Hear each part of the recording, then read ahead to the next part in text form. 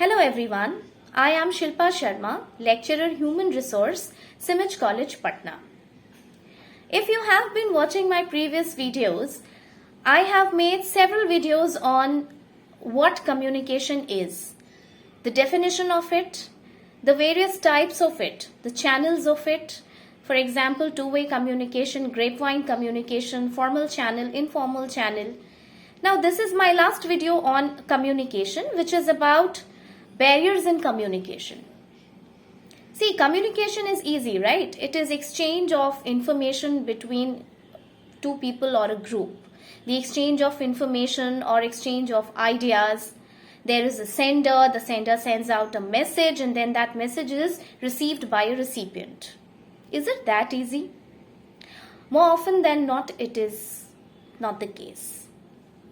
This is exactly where barriers of communications have to be studied. Because barriers of communication are multiple. It's not just one or two. There are more ways than just one or two in which there could be a proper barrier in communication, and this could lead to distortion of message or miscommunication. Now, let's discuss the first barrier of communication. The first barrier that I'm going to discuss here is the semantic barrier. Semantic barrier is also known as the language barrier. What is exactly semantic barrier? Say for example, there is a manager who speaks English and he is leading a team which does not understand English. Most of the people, say, in that team does not understand English. They understand some different language, say Hindi or Bengali for that matter.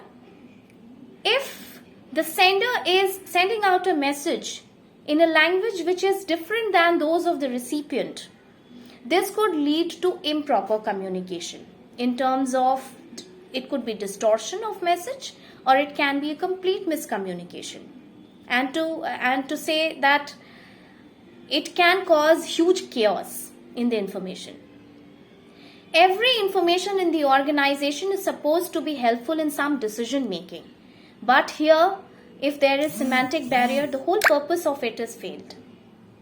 Now, there is also a different category which is technical barrier, which is also counted in semantic barriers. In technical barrier, what happens is that a person uses technical terms, but the recipient of the same message is unaware of that technical term. So by this, what happens that there is a lag between what the sender wants to send, what the sender wants to imply versus what the recipient is comprehending. The second barrier is psychological barrier. Now, psychology, as the name itself suggests, arises from the psychology of the mind. It is the difference in the state of mind that causes the barrier in communication. For example, if I have my prejudice against something, then most probably I'll not give adequate listening to that thing. Okay. Sometimes premature evaluation of something which is a communication which is not even complete, which is in midway, leads to this kind of barrier. Because the whole purpose of communication is not fulfilled. The other thing is that sometimes when there are multiple sources in the communication, what happens is that till the end user of that communication or piece of information, the message gets distorted. Because people modify it according to their own psychology. The next in the barrier group is cultural barrier. Now, this is very important. This holds a lot of importance in today's era. Why? Because there is a concept of MNCs, people from various cultures. There is a huge workforce diversity. People of various cultures, various ethnicity are working in one organization together. And there are huge chances that something that you or I use in our language is right, but the same thing is slang in some other language. So likewise, we have to be, or rather the piece of writing or information has to be culturally sensitive. Okay. The next in the group is physical barrier. We have often seen that the message gets distorted or the message is not complete.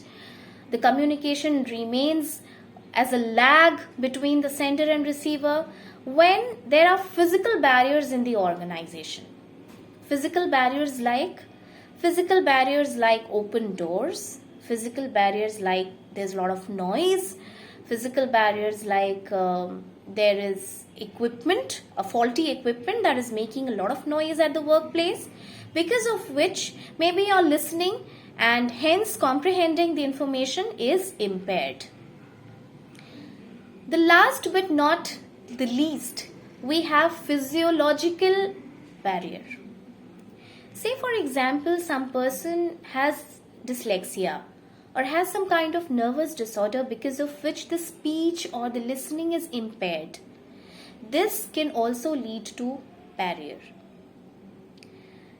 Now, no matter how good communication is in the organization, there are always possibilities of some or the other barrier creeping in the matter.